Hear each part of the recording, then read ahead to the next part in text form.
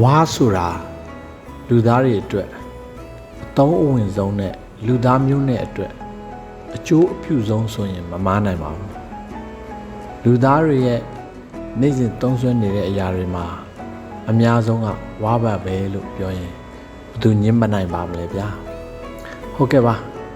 ဒီကနေ့မှာတော့ဝါအကြောင်းနဲ့မြမမျိုးရင်းဝါပွန်ဆိုင်အကြောင်းကိုမျှဝေချင်ပါတယ်ပွန်ဆိုင်ပင်အကြောင်းနဲ့အပင်အကြောင်းတွေကိုအမြင်မျှဝေနေတဲ့ Leo ပွန်ဆိုင် and Nursery Channel လေးကို like and subscribe လုပ်လေးကိုနှိပ်ပြီးတော့အားပေးစေချင်ပါတယ်ကျေးဇူးတင်ပါတယ်စားလိုက်ကြအောင်ဗျာတက်ရှိတဲ့ဝါများအားလုံးအတွက်ကဘာမြေကြီးကလက်ဆောင်ပေးထားတဲ့ဝါတယံဇာတာများကိုလေးစားတန်ဖိုးထားဖို့အတွက်စက်တင်ဘာလ18ရက်နေ့ကို World Bamboo Day အဖြစ်ဒီကမ္ဘာလုံးကသတ်မှတ်ထားကြောင်းဘူတုဒအနေနဲ့ပြောပြချင်ပါတယ်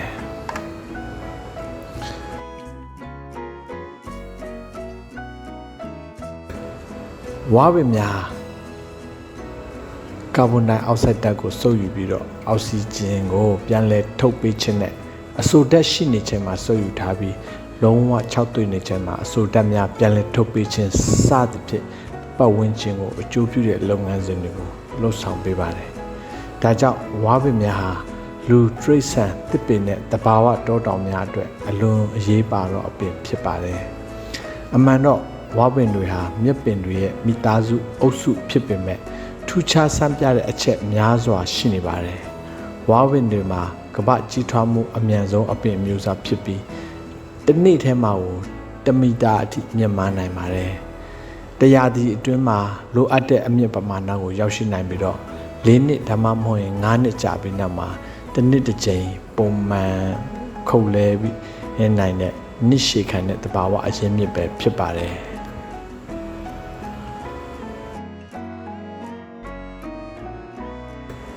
ဝါပင်များဟာလေထုထဲမှာရှိတဲ့မြောက်များလာစွာသောကာဗွန်ဒိုင်အောက်ဆိုက်ဓာတ်ငွေ့များကိုစုပ်ယူနိုင်စွာရှိပါတယ်။တဟက်တာကျဲပြတ်တဲ့ဝါပင်စိုက်ခင်းတစ်ခုကလေထဲမှာပြန့်နှံ့နေတဲ့ကာဗွန်62တန်အထိတစ်နှစ်ကိုစုပ်ယူနိုင်ပါတယ်။ပိုပြီးတော့ထူးခြားတာကဝါစိုက်ခင်းတဲ့ပမာဏချင်းတူတဲ့တောအုပ်ငယ်တစ်ခုကကာဗွန်ဒိုင်အောက်ဆိုက်15တန်ကိုသာစုပ်ယူနိုင်တာဖြစ်ပါတယ်။ဒါကြောင့်ဝါပင်တွေဟာလေထုထဲကကာဗွန်ဒိုင်အောက်ဆိုက်ကိုစုပ်ယူနိုင်မှုစွမ်းအားဟာအခြားအပင်မြေထက်4 ဆကျော်ပိုမိုတယ်လို့ဆိုပါတယ်အထူးသဖြင့်ဝါပင်ရဲ့အမြင့်တရားဖွဲ့စည်းမှုဟာကြစ်လက်ခိုင်မာတဲ့အတွက်မြေစီလွှာရေတိုက်စားမှုကနေကာကွယ်ပေးနိုင်ပါတယ်စနစ်တကျခုတ်ယူမယ်ဆိုရင်တော့တခြားအပင်တွေလိုအသစ်ပြန်လည်စိုက်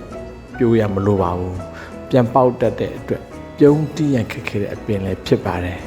ဝါပင်ကတော့ရာသီဥတုပူနွေးမှုကိုလျှော့ချတဲ့နေရာမှာလည်းကူညီနိုင်စွမ်းရှိပါတယ်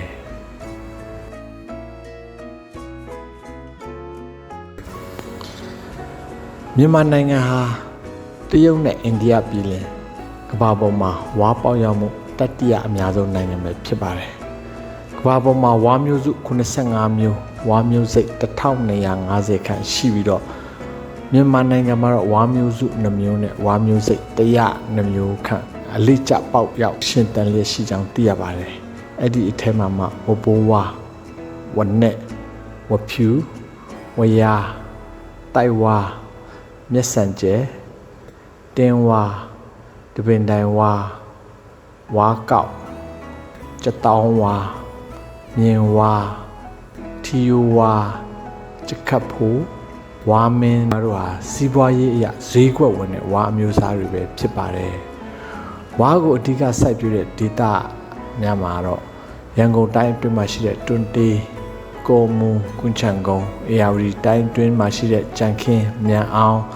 စကိုင်းတိုင်းဒေသမှာရှိတဲ့ချင်းတွင်းမြစ်ရိုးတစ်လျှောက်ရှိတဲ့ရွာတွေရှမ်းပြည်နယ်မွန်ပြည်နယ်မှာရှိတဲ့ကျေးရွာတွေမှာပဲဖြစ်ပါတယ်။အဲ့ဒီအထက်မှာကျွန်တော်တို့အေရဝတီတိုင်းကော်မူဟာဆိုရင်ရန်ကုန်တိုင်းဒေသကြီးအတွင်းမှာရှိတဲ့မြို့နယ်များကိုဝရားနဲ့ထီယိုဝါတွေကိုပံ့ပိုးနေတဲ့မြို့ဖြစ်ပါတယ်။နောက်ပြီးတော့ဆောက်လုပ်ရေးမှာသုံးတဲ့ညှန်းစင်တဲ့ဝါတွေဟာကွေးညွတ်နိုင်ချင်းခံနိုင်တဲ့ဝရားပဲဖြစ်ပါတယ်။အပူပိုင်းဒေသ ကပ္ပနိုင်ငံတိုင်းမှာဝါနဲ့ကင်းလွတ်တဲ့ကြီးလက်ဒေသဆိုတာမရှိပါဘူးရက်သက်တစ်ပတ်နှစ်ပတ်သားမတိုင်ခင်မှာဝါပင်အပေါက်အရွယ်မှာချိုးယူပြီးတော့မြစ်အဖြစ်စားသုံးနိုင်ပါတယ်မြစ်ကိုချက်ချင်းလက်ငင်းချိုးပြီးစားသုံးနိုင်တယ်လို့မြစ်ချင်းဒါမှမဟုတ်မြစ်ချင်းချောက်အဖြစ်တာရှိခံအောင်ထားပြီးလုပ်လဲစားသုံးနိုင်ပါတယ်ဝါပင်မှာရတဲ့မြစ်ကရင်ကျက်ချောင်းဆိုးတလိပ်နိုင်တဲ့ဆေးဖက်ဝင်တဲ့ဆေးပဲဖြစ်ပါတယ်နောက်ပြီးတော့သွေးထဲမှာရှိတဲ့မကောင်းတဲ့ LDL cholesterol အဆီများကိုလည်းကျစေတယ်နှလုံးကိုပုံမှန်အလုပ်လုပ်စေပြီးတော့ကိုယ်အလေးချိန်ကိုလည်းမတက်အောင်ထိန်းထားပေးနိုင်မယ်ပါတယ်ကိုတွင်းရောင်ရမ်းမှုများကိုလည်းရှော့ချပေးနိုင်ပါတယ်အမျိုးသမီးများကိုသွေးသားတန့်စင်စေခြင်းစသဖြင့်ကောင်းကျိုးများကိုပြုပါတယ်ဝါရွက်တွေမှာမတနော်မြင့်မာတက်ပါပြီးတော့ဝါရွက်ပြုတ်ရည်တောက်တုံးချအဖြစ်ဘိုက်ထဲမှာရှိတဲ့တန်ကောင်းတွေကိုတည်စေနိုင်ပါတယ်တရုတ်ရိုးရာကုထုံးမှာတော့ကိုယ်ဆောင်များကိုမွေးဖွားခါနီးချိန်မှာမြစ်ကိုကျွေးလိရှိပါတယ်ဒါဆိုရင်ကိုယ်ဆောင်တွေဟာမီးဖွားရမှာလွယ်ကူချွဲမှုတွေလို့ဆိုကြပါတယ်ဝါပင်ကိုကျန်းမာရေးဆိုင်ရာတွင်အသုံးပြုနိုင်ရတာမကပဲအိမ်တွင်းအသုံးဆောင်များအဖြစ်လည်းအသုံးပြုနိုင်ပါတယ်ဝါပင်မှာရတဲ့ဝါတွေကိုနေရာမျိုးစုံအတွက်အသုံးပြုလိရှိကြပြီးတော့ဝါပင်ပေါက်ကိုမြစ်စားစရာဝါဖြစ်အသုံးပြုတဲ့အပြင်ဝါပင်နှစ်သားခန့်မှာနီးဖြာအဖြစ်ရက်လုံနိုင်ပြီးတော့9နှစ်သားခန့်မှာဝလုံးဝကတ်အထက်သားထယံကလထိုင်းအိမ်အမိုးအကာတိုင်စားတဲ့ဖြစ်လူအသုံးအဆောင်များဖြစ်အသုံးဝင်လာပါတယ်မိဖို့ကြောင့်အသုံးဆောင်ပစ္စည်းအချို့ကိုလည်းဝါဖြစ်ပြုလုပ်နိုင်ပါတယ်နိုင်ငံတကာအဆင့်မီဖန်တီးထားတဲ့အိမ်သုံးပရိဘောဂပစ္စည်းအသုံးဆောင်များကိုလည်းဝါဖြစ်ဖန်တီးပြုလုပ်လျက်ရှိပါတယ်ဒါကြောင့်ဝါပင်တွေဟာလူတွေကိုအစာအာဟာရမှစပြီးတော့ဝင်ငွေရရှိဖို့ကဘာကြီးပူနွေးမှုလျှော့ချဖို့အကျိုးစီးပွားများစတဲ့တဘာဝအရင်းမြစ်ပဲဖြစ်ပါတယ်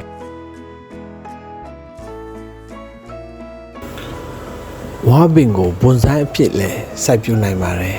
အထူးသဖြင့်ဝါဘွန်ဆိုင်ပင်ကိုဗီယက်နမ်နိုင်ငံမှာအများပြားတွေ့ရှိနိုင်ပါတယ်ဝါဘွန်ဆိုင်ရဲ့သင်္ကေတဝါဘွန်ဆိုင်ပင်များဟာရေပူရအဖြစ်ခွန်အားကြန့်ခိုင်ခြင်းနဲ့စီပင်တာယာမှုတို့ကိုစားပြုတဲ့သင်္ကေတများအဖြစ်မကြာခဏရှုမြင်လေးရှိကြပါတယ်နောက်ပြီးတော့ခက်ခဲတဲ့ပတ်ဝန်းကျင်အခြေအနေများကိုရင်ဆိုင်တဲ့စွမ်းရှိတဲ့အပင်ကုံတက်တိအပြင်ယဉ်ကျေးမှုအသီးသီးမှာကံကောင်းခြင်းနဲ့ဆက်ဆက်နေတဲ့အဓိပ္ပာယ်ဖွင့်ဆိုချက်များလည်းရှိပါတယ်တရုတ်ဂျပန်စတဲ့ယဉ်ကျေးမှုအသီးသီးမှာတော့ဝါဘွန်ဆိုင်ပင်ဟာကံကောင်းစေခြင်းနဲ့စီးပွားတိုးတက်ခြင်းနဲ့ပြေဝ